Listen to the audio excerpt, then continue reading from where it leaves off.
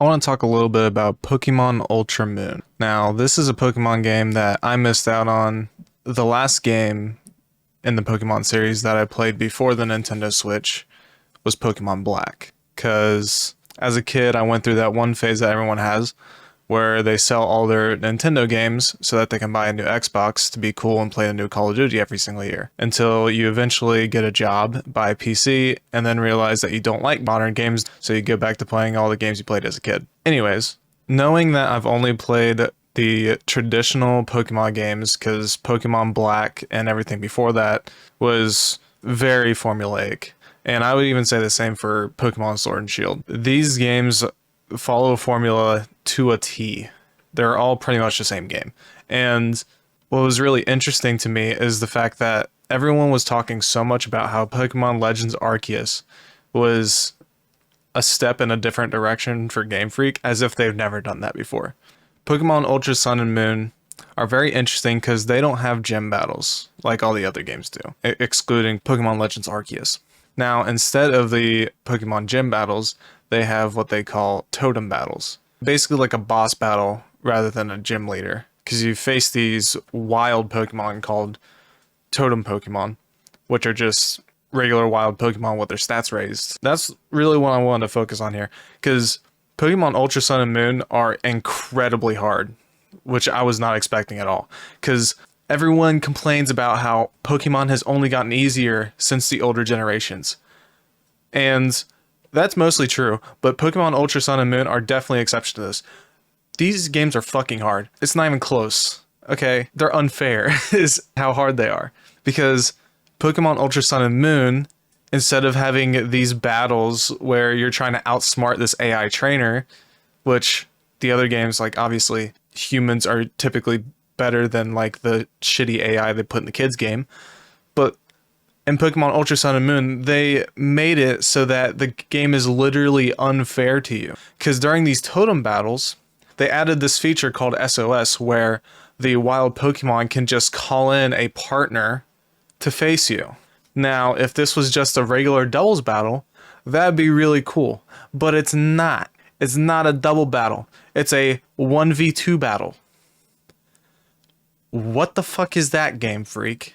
It doesn't make any sense at all. It's ridiculous. For people that may think that I'm being a little bitch about this, which I am, which is fine, but this doesn't encourage you to play smarter in any way. The only way you can win these totem battles is if you're like 10 levels above these Pokemon. You cannot be at the same level and win those battles in most cases. Now, if you had like a full party of like super effective, sure, you can get somewhere with that. I think that's how I got through the Marowak. I can't remember if that's actually how you pronounce that Pokemon's name, but I'm pretty sure that's how I got through that totem battles. I just got some water Pokemon and just, blew through it. But there are some circumstances where it's a lot more difficult than that. Like, for example, I've recently been playing the Como-O totem battle, which is the dragon type totem battle. And if you're a typing expert like I am, if you played the more recent Pokemon games, you would know that dragon type Pokemon are weak against fairy types. So my idea going into this battle was to get like a full party of just fairy type Pokemon and blow through this totem battle. The problem is this totem Pokemon comes equipped with a Roselli berry, which allows them to sync a super effective type attack with it doing less damage. Which, I was a kid when I played these Pokemon games, like back in the day. I didn't know that these kind of berries even existed, where you could negate some of the damage of a super effective attack. So I wasn't expecting this at all going into this. And for whatever reason, this dragon fighting type Pokemon has Poison Jab. And poison is super effective against fairy, so this one can just blow through your entire party of fairy type Pokemon. And this thing's level 49. I lost to this thing with a full party of fairy type level 50s. Because, like I said, in these totem battles, it's a 1v2. And this Pokemon will always call in another Pokemon called Noivern, which is a flying dragon. And with the two Pokemon facing against you, facing against your one Pokemon, they will get off 2 hits on you in 1 turn. And it is very difficult to sink 2 full hits from a Pokemon of a similar level. So that's why it is almost required for you to completely overlevel your Pokemon, like how we used to do as kids, where we would take our starter Pokemon, get it to level 60, and then play the entire game. Like, you pretty much have to do that in this game, which is ridiculous. And, you know, I was kind of comparing this game to some of the older games and thinking about, like, you know, the difficulty of the entire Pokemon series in general, because a lot of people were saying, you know, the newer Pokemon games are so much easier, and everyone wishes that they were a little bit harder like the older ones. Have you played the older games recently? They're not that hard. The AI in those trainer battles aren't that good. They're better than the newer ones, for sure. In the older games, the hardest part was training up your Pokemon. It's because it was so tedious to get a full party of Pokemon up to level. Oftentimes you'd only have one Pokemon that was actually worth using, and that's why you would end up losing a lot of your battles, because it's so tedious to get a full party of good Pokemon. And they fixed that problem with the newer Pokemon games, which, yes, I would say that is a problem, because there's going to be a lot of people that want to use their one Pokemon, and then they're going to have a one Pokemon party, and that's not fun, because now you're just going to hope that you can one-shot everything no matter what. Like, at least in the newer games, when you're playing through the game, you can very naturally just have a full party of Pokemon that you can switch around and use different types of moves for different types of situations. I think that it actually encourages smarter play in certain ways. In Pokemon Ultra Sun and Moon, XP share was a option. So, and at first I had it turned off because I was one of those people that thought, oh yeah, I want to play it like the old games. The old games are so much cooler and harder, and I'm an adult, so I can do this. But no, I like an hour into the game, I just turned on the XP share again, because it's less tedious. That's the only thing. Like, making it more difficult to level up does not make the game easier.